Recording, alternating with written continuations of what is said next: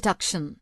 Word 2010 is a word processor developed by Microsoft that helps you to create and edit personal, business, and legal documents such as letters, reports, invoices, emails, and books. It's similar to other word processing applications such as OpenOffice or QuickOffice. Word 2010 documents are saved with .docx extension and its purposes are listed below.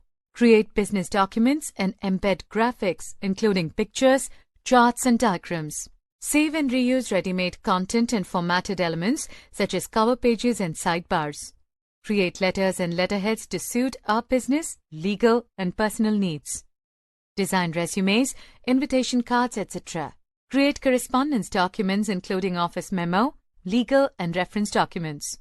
Salient features of Word 2010. Enhanced features to create professional quality documents. Finest document formatting tools to easily organize and write documents more efficiently. Advanced customization of the ribbon and backstage view for file management to improve document navigation, to create and embed screenshots, and to integrate with Word web app.